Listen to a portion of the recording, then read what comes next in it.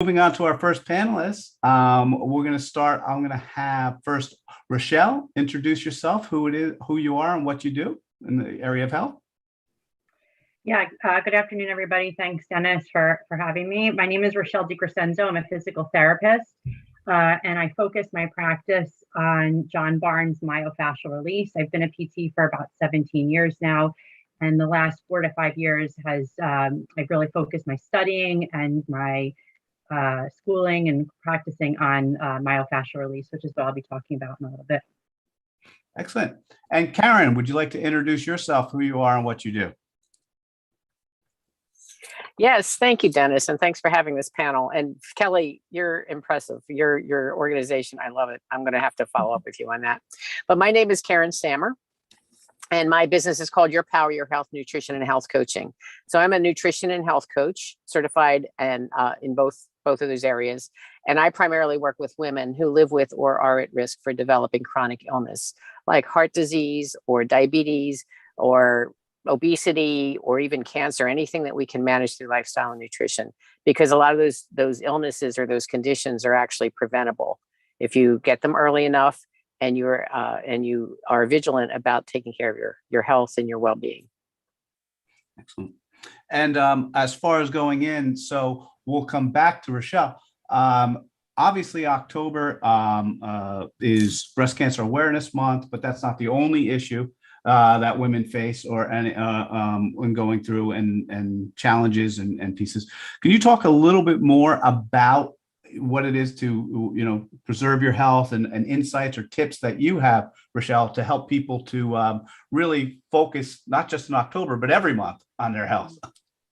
Yeah, definitely. So, it's really important, obviously, to lead a healthy lifestyle, and that, encompasses many things. Karen mentioned how some of those diseases that she talked about are preventable, and they definitely are. And, part of that is eating well, exercising, but then there's also,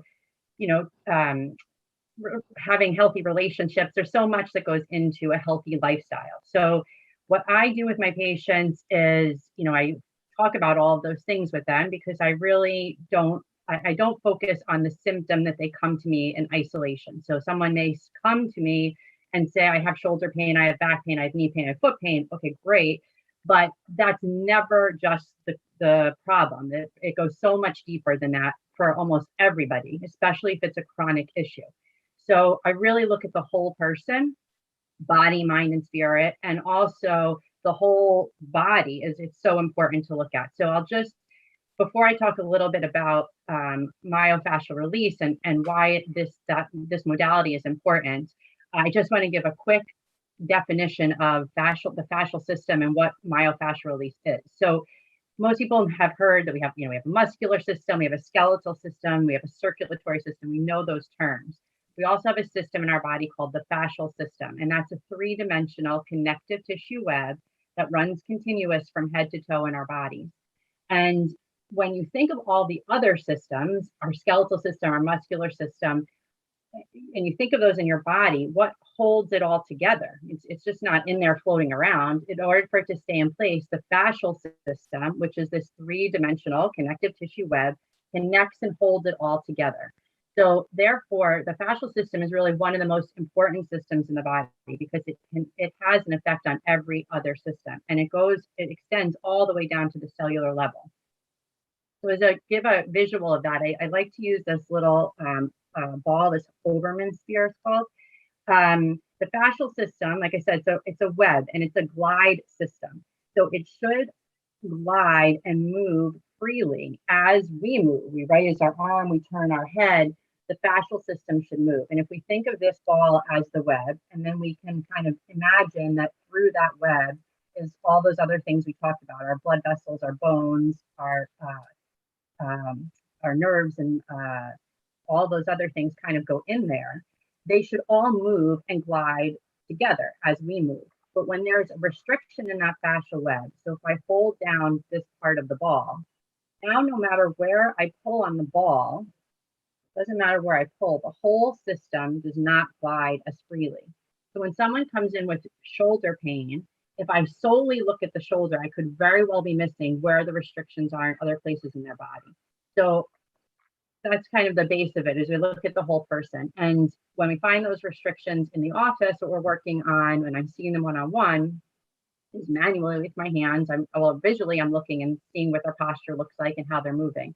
And then manually working with those restrictions. So we find them, I sink my hands in and kind of wait for the body to respond and melt and help to relieve those restrictions. It's not a massage. I'm not rubbing and I'm not cracking bones like a chiropractor. It's very gentle, and I work with the person's body. I wait for their body to respond to my touch rather than enforcing touch or movement on them. So it's a different kind of treatment.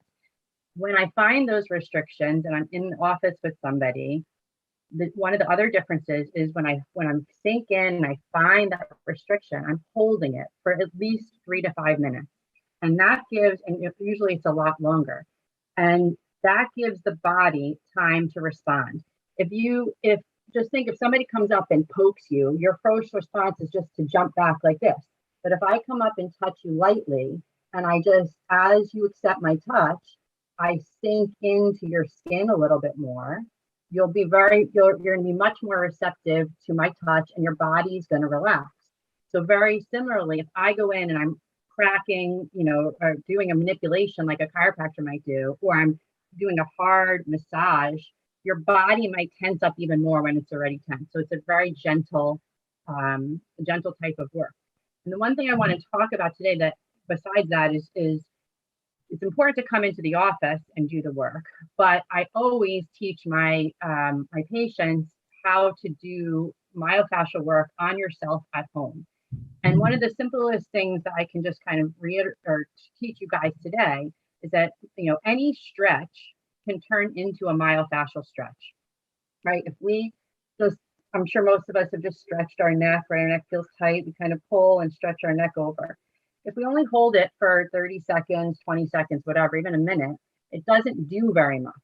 But if I gently let my head drop, not even use my hand, gently let my head drop and close my eyes and feel into my own body, where do I feel the restriction? And now as that restriction or the tension starts to release, my head might drop more to the side. It might feel like it needs to rotate a little to pull into whatever restrictions I have. So you can turn any stretch into a myofascial stretch just by holding it a little bit longer.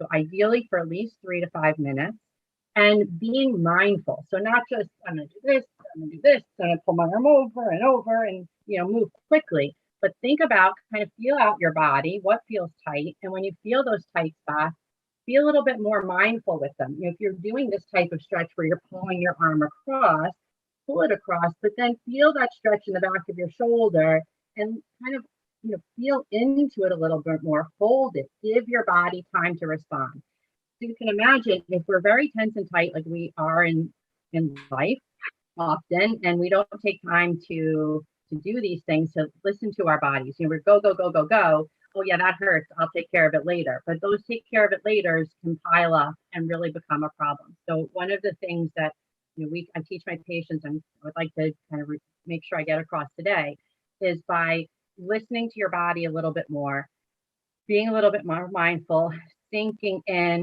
and quieting your mind to see what your body needs.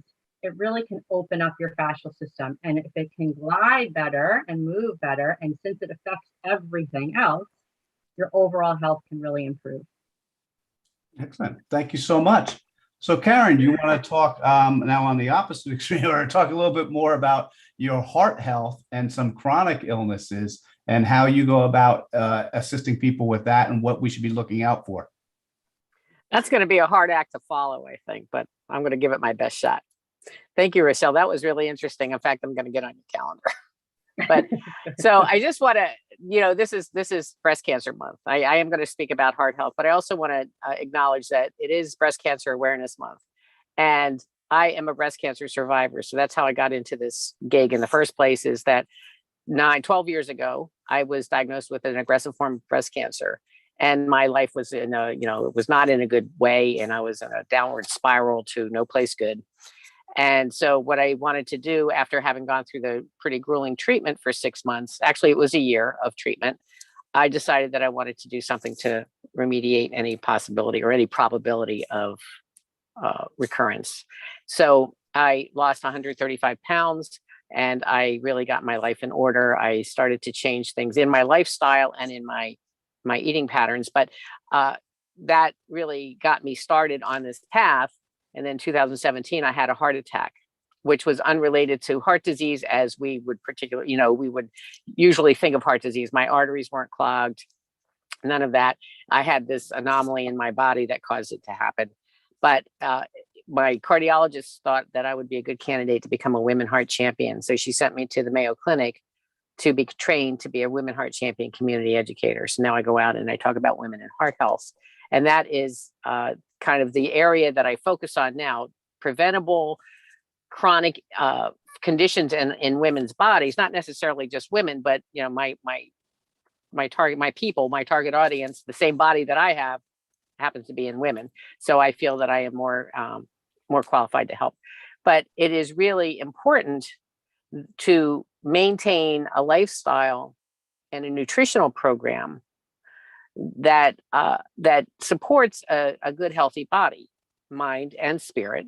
Because, like Rachele was talking about, you need to treat the whole person. You can't, allopathic medicine, Western medicine, as good as and effective as it is, typically is a symptom-based treatment protocol.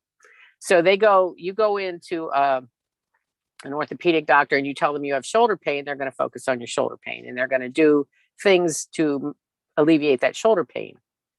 But like Rachele was talking about, that shoulder pain may be related to your other hip or something, or your foot, or something unrelated to that particular shoulder. Well, it's the same with the things that I work with. People, what I have found with my clients and myself as well, it's never about the food. When I work with people, I look at 5 different areas. I look at their mindset, because if we don't get your mindset in order, you're going to continue on that roller coaster all the time. You're going to do well for a while, then something's going to happen to derail you and you're going to go off the rails. It's really important to really get your mindset rock solid about your health and your well-being in order for you to maintain that in the long term, when things are not going well, or when there's stress in your life, or whatever's going on. You want to make sure that you keep your eye on the prize. I also look at lifestyle. Lifestyle includes stress management. It includes exercise. It includes sleep hygiene and good quality restorative sleep every single night, because one night of a sleep deprivation can have a significant negative impact on your health. And it doesn't take much. You're a couple hours short of sleep. That could have an impact on your mental health, your physical health, your dietary choices, because your hunger hormones get all wonked out, because if you don't get enough sleep, you don't know if you're full, you don't know if you're hungry, you're always hungry, you're never hungry, you want sweets, you want refined carbohydrates that are going to give you quick energy, but they're also going to have a negative impact. So that's lifestyle. Then we talk about emotional health, because that is not to be understated about when your body goes through significant changes. I lost the equivalent of another full-sized adult human being. And that had a significant impact on my emotional health, because I took off that suit of armor, and that suit of armor was not insignificant in my life. So I felt much smaller in the world, and I felt like I took up much less area in the world, and I had much less significance because of that, because I wasn't as large a human as I had been prior to that. Then there's your self-care, because as women, we are typically not good self-care providers. We are caregivers to everyone else, especially if we have families that include a spouse or partner and young people. And we always give to other people typically, and don't save enough for ourselves. Well, you can't pour from an empty cup. So if you don't replenish your own reserves, then eventually you're just going to burn out, and you're not going to be good for yourself or anyone else. So it's really important to put yourself at the top of that priority list, which it sounds selfish, but truly it is not. It is actually the most selfless thing that you can do, because you are providing the resources to you to give to other people. And then the last thing is our nutrition. Yeah, I went through all of the other things, but nutrition is very important, but it is not the only important aspect of maintaining a healthy lifestyle, because we get we do receive a lot of conflicting information about what is good and good versus bad in food choices. And just giving those adjectives to food choices puts a negative or unreasonably positive spin on something that should have kind of a neutral, should be neutral. It's really about making choices that are going to best serve your body and provide the information to your body that it needs to perform optimally. And your mental health. You know, it's also when you eat foods that are not necessarily recognized by your body as food, you are really not supporting your mental health or your physical health. And over the long term, the consequences of that end up being heart disease or high cholesterol or high blood pressure or diabetes or cancer. You know, all of these conditions have been exacerbated by the choices that we've been making over these many years in fast food, in refined carbohydrates, in food-like substances that our bodies don't know what to do with because they are not really food. They are chemical replicas of natural food. And our bodies were not designed for that. Our bodies have not evolved in 10,000 years. So it's really the ramifications of eating these chemically laden, preservative full boxed foods. Really, you know, that what happens is that looks like a toxin in our body, and it is stored in our adipose tissue, or our fat cells. So what it does is it not only holds those toxins in our body, but then it doesn't allow those cells to release and shrink, which is what really happens when you lose weight. Is those fat cells shrink? They never go away. So, you know, making the choices. Dennis, tell me if I go too long because I can go on forever for this. I was going to say, so the one thing, yeah, if in 2 minutes or less, so you want to just summarize what's the one thing that you want people to remember from today? Okay, the one thing I want you to remember is eat from nature. Okay, if it comes in a box, bag, or can, it probably isn't good for you. So eat from nature. That would be my number one suggestion for people. Excellent. And we'll have your contact information. Obviously, you have your page on Teams and everything, but what's the best way for people to reach out to you?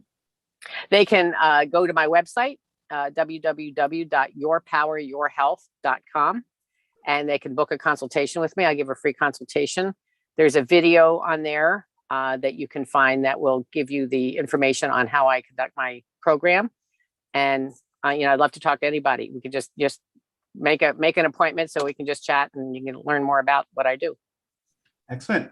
And Rachele, I'm going to bounce back the same question to you, well, to both questions. But first, what's the one thing you want people to remember most about today? And then what's the best way for people to reach out to you besides going to the Teams page?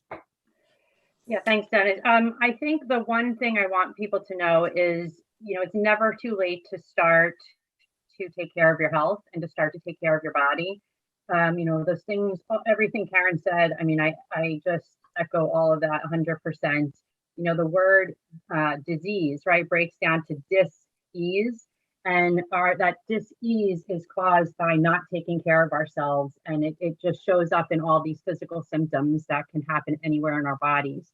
So just know that it's never too late to start taking care of yourself. I love Karen's last message. Her last thing is just, eat from nature. That's wonderful. And I think from my perspective, just start moving more and stretching a little bit outside of your normal movement, outside of your stairs, up and down, out of bed, up and out of your car, trying to explore your body a little bit more, move it, and just see what feels tight and where you can really sink in and open up your fascial system a little bit more. And people can find me on my website at thehealingjourney.mfrpt.com. I also offer free phone consultations so we can chat about if we're a right fit for each other. And all my information is on there, and more about me and about myofascial release.